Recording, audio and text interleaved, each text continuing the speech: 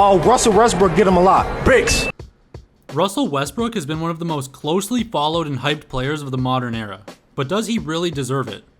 Westbrook puts up good numbers if you only look on the surface, and he's getting a bit old now, but used to be one of the most electrifying players in the game. However, that's about where it ends. Despite his high per-game totals, if you look at even slightly more advanced stats, you'll start to see a clearer picture of Russ being just a bit of an inefficient chucker that completely dominates the ball. And if you watch him play, you'll see that if he's having a bad day, he's an absolute black hole on offense, pulling up for a Steph 3 but airballing multiple times, or charging into a terrible contested layup on a guy 8 inches taller than him many times throughout the game.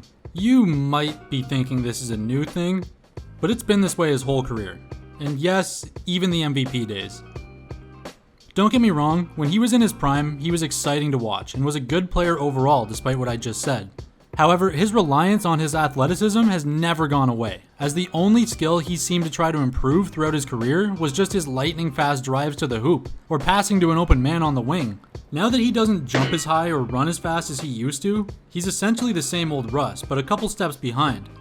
Which is kind of a big deal if your whole game is based on being a couple steps ahead of people. This hasn't gone unnoticed, as more and more people have begun noticing and talking about the steep decline of Westbrook's play, if his recent lashouts have been anything to go by. In short, Westbrook has been a good player, but overrated for his whole career, with an explosive and high stat playstyle being followed closely by the media and fans. But as the main part of a team, it hasn't gotten him anywhere in the playoffs, with 3 blowout first round exits. But I don't want to spoil too much. In this video, we'll break down Russell Westbrook's stints with different teams and prove to you too that Russell Westbrook is and always was one of the most overrated players in the league.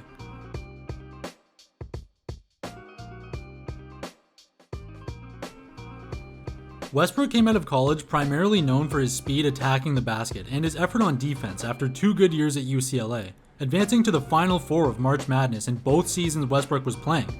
Because of this success, he ended up getting drafted 4th in 2008 to the Seattle Supersonics. But, as we all know, the Sonics ended up moving to Oklahoma City that very year, renaming to the Oklahoma City Thunder, where Westbrook would have his first year along with a young Kevin Durant and eventually James Harden by his second year in 2009. This was a young team packed full of scoring talent, which was super exciting, and they definitely met expectations initially, reaching the NBA Finals by the 2012 playoffs, but ultimately plateauing from there, and then declining after various moves like trading James Harden away, leading to the team eventually blowing up, leaving essentially just Russ all by his lonesome. What could have gone wrong for this promising young team with all 3 of its stars under 25 that made the NBA Finals? Well, in short, Russell Westbrook was a big reason. The key here is that the Thunder quickly found out that in order to be effective and utilize his speed properly, Russ needed the ball in his hands a lot.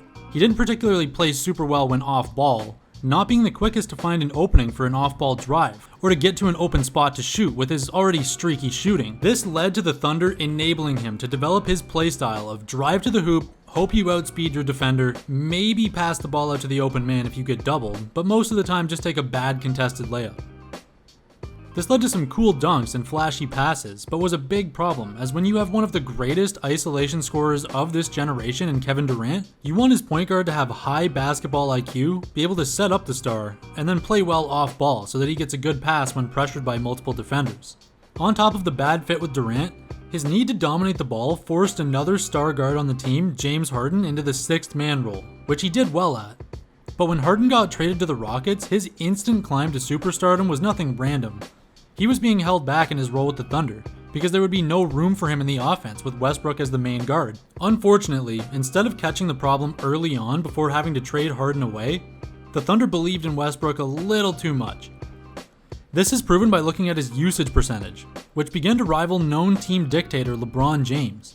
This essentially means that the Thunder trusted Westbrook as much as the Heat trusted LeBron, for instance, which is insane. You might be thinking, well, he's a point guard, so obviously he's going to have high usage. Yes, you're technically right, but if we look at someone like Chris Paul, another ringless point guard stud, but with much better advanced stats, mind you, Westbrook consistently ranked higher than Chris Paul in usage percentage, with Chris Paul maxing out at 27.1, and Westbrook during the emerging OKC Super Team era maxing out at 38.4, with his average usage in those years literally being higher than Chris Paul's max. To top that off, Chris Paul, despite not using the ball as much, was getting way more assists on a team comparable in skill level, the Lob City Clippers. Kyle Lowry is another great example of this, not entirely being an assist god, but literally winning a championship, playing a team-oriented point guard style, and having a 19.6% usage. So essentially, compared to other point guards who also had great teams, Russell Westbrook was hogging the ball and not doing a whole lot with it besides clanking threes off the rim and driving into contested layups, taking pretty close to as many shots as KD some years. By the 2015-16 season, after going up 3-2 on the Golden State Warriors in the Western Conference Finals, they threw the lead and KD left. And at this point, it's pretty much an open secret of the NBA that KD left because of Westbrook. KD will never say this openly because he doesn't want to ruin his relationships, but consciously or subconsciously, KD knew he couldn't win with Russ. And to be honest, if you look at both of their careers after separated, it's hard to disagree with KD. While this was a depressing time in Thunder history, this led to Westbrook's so-called superstar era, where he averaged triple-doubles and even won an MVP as a lone wolf star. Before the hot takes get spewed, I do want to say that during this era, the stats he put up were very impressive, and he was super exciting to watch. However, his stats are deceiving, as post-KD, the Thunder's game plan was to double down on Russ and let him charge in by himself almost every possession he's on the court, to do once again, one of two things: dish the ball to the wing or try a contested layup or dunk, maybe splashing in a sketchy at best 3 every now and then. During the 2016-17 season, Russ obviously dominated the ball even more than he had previously, having no other superstars on the team, taking 24 shots per game with an overall field goal percentage of 42 and having almost a 42% usage rate. That's the level of opportunity LeBron James dreams of at night. The next year, once Paul George got on the team, his usage dropped to 32% for the next 2 years. Still insane, but seemingly normal for Westbrook. But at that point, it was just old OKC with a worse version of KD. Sorry, PG. During this era, for 2 years, Steven Adams also averaged more offensive rebounds than defensive. This is super impressive at first glance, but generally that doesn't happen because it's just so much easier to get a defensive board. The reason why is because Adams, as well as other Thunder big men, were almost exclusively boxing out for Westbrook to fly up, snag the rebound, and go coast to coast with it, because that's how he has to play best. This doesn't necessarily mean that Westbrook was out here yelling at Steven Adams to lay off the boards, but it does mean that the Thunder were forced into running this setup a lot, and that Westbrook's rebounds, sadly, aren't as impressive as they seem. And I'll give it to Westbrook. He can pass, but when you get 1,000 tries a game to storm in and pass it off, you're bound to get a lot of assists, with the nature of today's game being so 3-point heavy. I hope with these small examples, we've painted a good picture for you of how this triple-double mania is more the product of team structure, and although it looked cool, it didn't get them anywhere, even with Paul George on the team. As mentioned earlier, the team never made it past the first round, getting 4-1 in 2017 and 19, and getting 4-2 in 2018, with Paul George. That's definitely more than enough firepower to make it past the first round. However, they just couldn't do it, and it wasn't even close. The team eventually blew up, trading away the last notable remnant of the old, young, promising OKC squad, Russell Westbrook, to the Houston Rockets. There, he was reunited with old friend James Harden, who had been almost tasting the Larry O'Brien trophy for a few years in Houston. At first, there was a lot of enthusiasm for both Harden and Westbrook. However, remember how I brought up Chris Paul earlier? Well, Paul, who actually got traded for Westbrook, co-led with Harden the Rockets almost upsetting Golden State, who were at the peak of their dominance at the time, narrowly losing the Western Conference Finals 4-3 after Paul sadly tore his hamstring. Once Westbrook actually started playing, it seems Harden instantly knew that Westbrook, despite being a couple inches taller, a couple seconds faster, jumping 3 feet higher, and being a bit younger, is just plainly a worse basketball player than Chris Paul. And to make a long story short, the 2020 Rockets bottomed out in the second round, losing 4-1 to the Lakers, the team that went on to win the championship because they have players who like to win instead of get stats. To be honest, that's all about there is to say about Westbrook's stint on the Houston Rockets. He showed up, underperformed massively, couldn't do better than old man Chris Paul, and dipped. Amazing.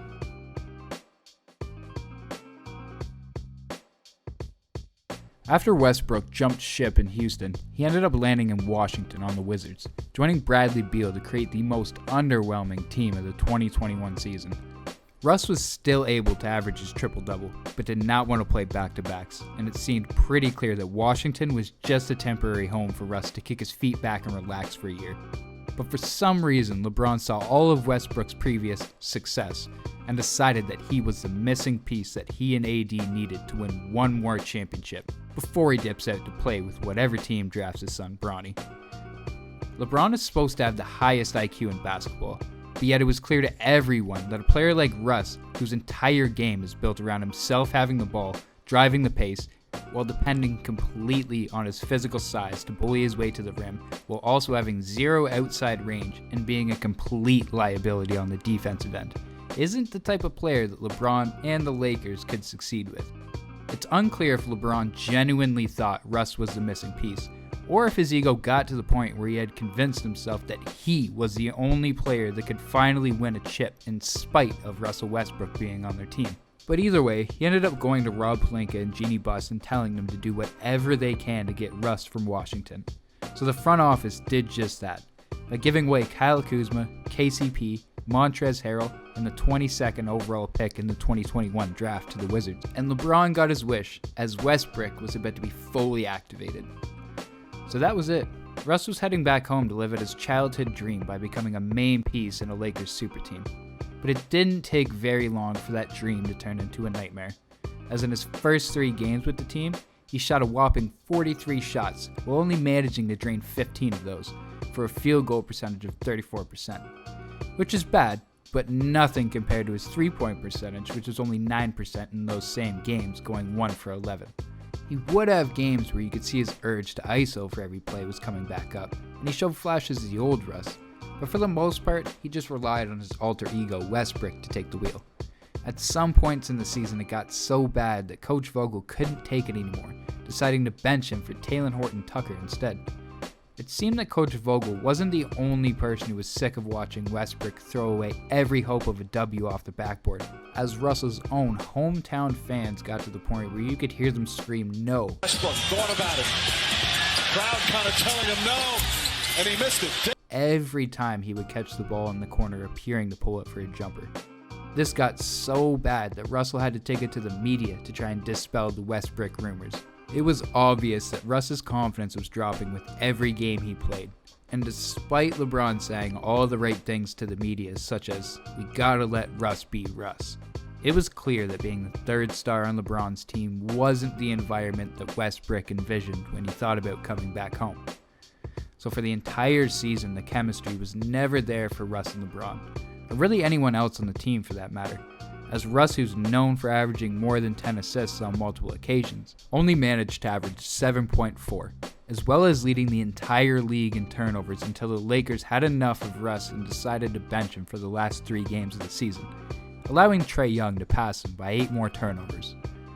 All of this led to LeBron missing only his 4th ever playoff since he came into the league, and also led to the firing of Coach Vogel, as it seemed that he was going to be this year's scapegoat to save the Kings' ego. But this Westbrick situation has still put an apparent wedge between LeBron and the owner, Jeannie Buss's relationship, as it's being reported that Jeannie blames LeBron for the Lakers adding Russ to the roster, and is forcing Bron to take his medicine this year.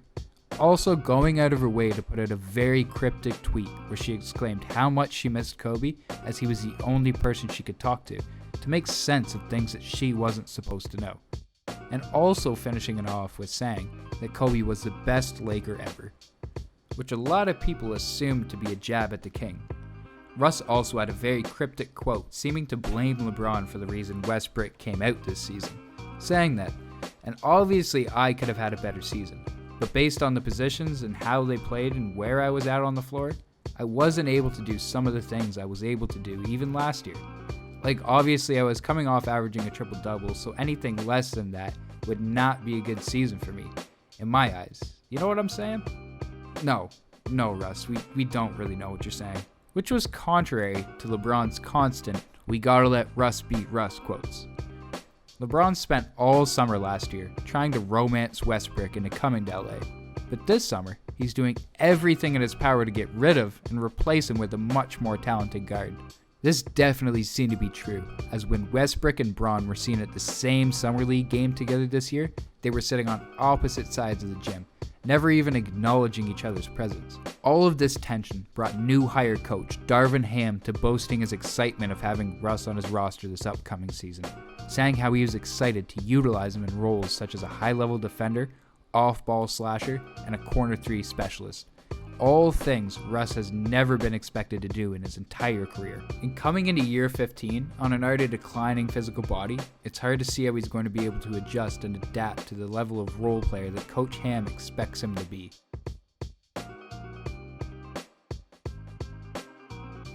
Russell Westbrick was named to the top 75 players to ever play the game just this year.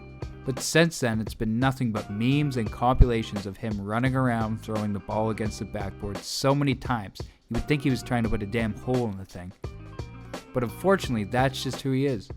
I'm not sure there's ever an example of such an amazing athletic ability being used exclusively to stack up L's. I mean, in the matter of a year, we're seeing a player go from being considered a generational talent into a player that's being viewed as immovable. And if he is moved, his next contract would be a mid-level exception at best. Some fans even going as far as to putting him on the same level as Alex Caruso and Kyle Kuzma. So it seems that not all is well in the sunny streets of LA, but it's destined to be filled with drama to keep us all entertained. So if you want to stay up to date with the Lakers and all the antics from inside the NBA, hit the subscribe button so you don't miss a video.